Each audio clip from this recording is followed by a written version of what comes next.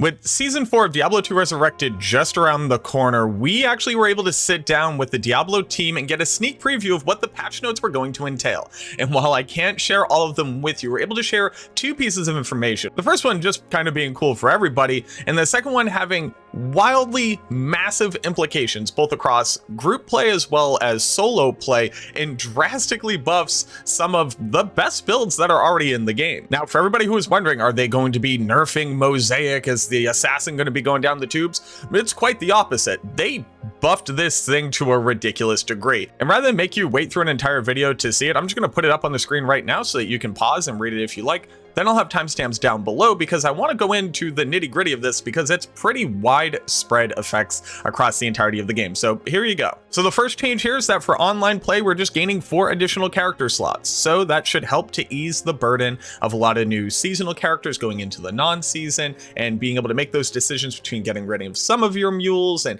having more additional characters. It also just means you can kind of keep your entire roster of total character slots right now and then start up with these 4 additional character slots. And what they just initially labeled as a quality of life update is actually a huge change to how Diablo 2 works. And I'm going to try to break it down really simply. Next hit delay, which is a certain facet of some skills that basically mean you can't hit a monster multiple times in a row unless a certain duration of time has gone by. If you think about the Nova sorceress, she has next hit delay of 4 frames. That means she can only hit a monster with a Nova every 4 frames. And the problem with that is that it applies to every skill that has next hit delay. So Tornado Druid has 1 second next hit delay. If a Tornado Druid hits a target with their tornado, the Nova Sorceress can't do damage for a second, Poison Nova Necro can't do damage for a second, most of the martial arts triggered abilities can't apply to them for that second. It had huge effects on multiplayer games, clearing Bale Throne effectively, doing chaos runs, but now each next hit delay skill only applies to itself. So if I cast Nova and you cast Poison Nova, they can both apply to the target at the same time. It goes even further, and martial arts charge up skills all consider themselves to be their own individual proc for the purposes of next hit delay. And we'll go into a bit more detail, but this is the big reason why when Mosaic was coming out, all of a sudden everybody was asking the question, how fast should my kick speed be? Should I be at the 4 frame or the 5 frame to be able to beat next hit delay, which you really couldn't do. There was no way of beating it. But now the Nova, as well as the Charge Bolt and the Chain Lightning that all comes out of Claws of Thunder are considered their own skill proc. So all 3 of them can apply to the target simultaneously. The other big one was the 3rd charge of Phoenix Strike, which was the Chaos Frozen Orb. That one also had next hit delay. So if you were using that and Claws of Thunder, they couldn't apply at the same time. And now they can. So I just want to quickly highlight what this means for people who haven't quite seen it in game or don't necessarily understand exactly what I'm talking about. But what I'm first going to show you is just the 3rd charge of Phoenix Strike, which is the Chaos Ice Bolt of Phoenix Strike. And we're going to use this and you're going to see what happens when I kick monsters both near me and further away from me. So first, let's go get our charges on some cows down here. Okay, we're up to the 3rd charge. And then when I kick, you'll see that every single monster gets hit by the ice bolts, and they are all frozen for that duration. It's pretty simple. Everything within range becomes frozen and takes cold damage. Now, what happens when I add Claws of Thunder to the mix, where both the Nova and the Charge Bolts from Claws of Thunder both have next hit delay? Well, let's go ahead and do that. So let's get my charges up. Okay, I have my charges up. You'll see when I attack everything, a ton of Nova damage comes out, but not really that much damage is on the target, and it's because both the Nova and the Charge Bolts have next hit delay. So these monsters actually aren't getting hit by about half of what we're putting out. And then when I add on the Phoenix Strike charges, and let me just kind of clean it up, when I attack, you'll see that none of them were frozen. While one took a little bit of cold damage that's actually from our gear, but none of them are frozen. They are taking the Nova damage, but the Nova actually comes out faster than the frozen bolts do. So you'll see that none of them are being attacked by the frozen bolts at all. And it gets even more interesting when you get monsters that are close to you and far away. So all the cows next to me are going to get the Nova damage, whereas all the cows that are further away from me are actually going to get frozen. I'll show you that here. Let me just get all my charges up, and bam. So all the cows on the outside are getting frozen, whereas the cows on the inside are only taking the Nova damage. It's actually very interesting to see it kind of painted that way when you can actually see the blue frozen effect. But this is because of next hit delay. All of these skills apply a next hit delay frame within which no other skills that have next hit delay can actually apply their damage. So here on max roll, we have a next hit delay and last collide resource post. Now we don't need to worry about last collide, that's a completely separate topic, but next hit delay, just to very quickly reiterate, was a means by which to stop a skill from hitting a target again when it wasn't supposed to.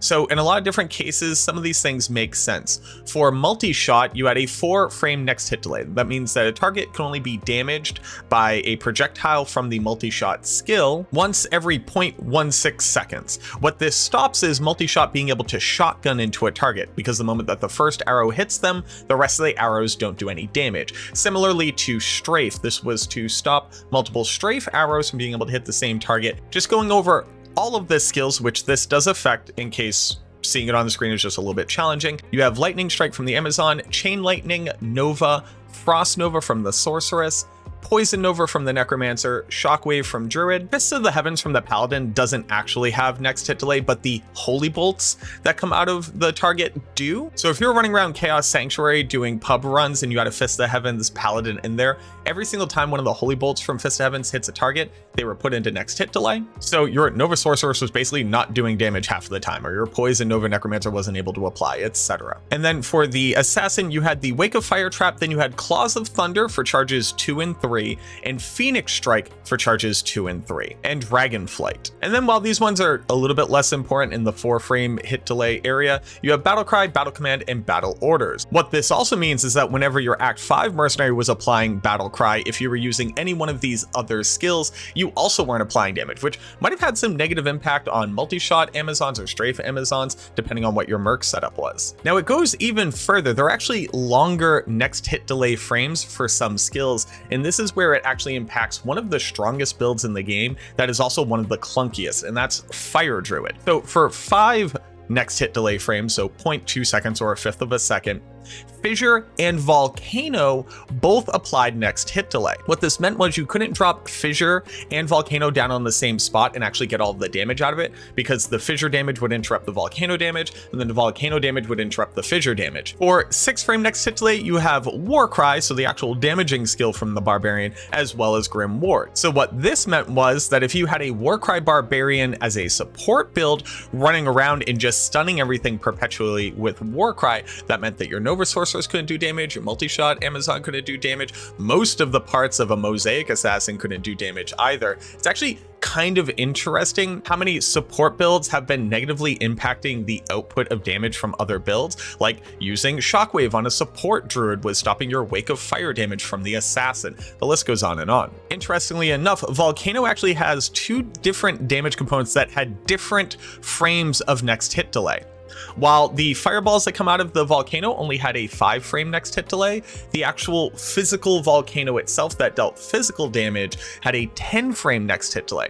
That meant that if you dropped Fissure on a target and then you dropped Volcano on it as well, Volcano would stop all damage done to that target for 0.4 seconds or 40% of a second, effectively meaning you're losing 40% of your DPS if you think Fissure is doing damage on every single second. And then here's where it gets even nuttier. There were 25-frame next hit delay skills. These are a full 1-second next hit delay. This is a reason why dropping more than 1 or 2 Blade Sentinels never really made sense, because they're only able to do damage once every second. If you ever had a Blade Sentinel out and cast Wake of Fire, you're actually turning off your damage for a full second whenever Blade Sentinel hit. And likewise, when your Wake of Fire trap hit, for 4 frames, Blade Sentinel couldn't deal damage. And then the 2 biggest skills where this is a build that otherwise just never used them in tangent is Twister and Tornado. So it's very obvious to see how a lot of different builds all playing simultaneously and in multiplayer and in our 8-player speedrun meta is going to be drastically changed by the fact that every one of these skills can now all apply their damage according to their own effective internal next hit delay timer. So that's the big takeaway from here. That's no longer going to be a problem. You're going to get all of the damage from every charge that has next hit delay. So the 2nd and 3rd charge from Claws of Thunder and the 2nd and 3rd charge from Phoenix Strike.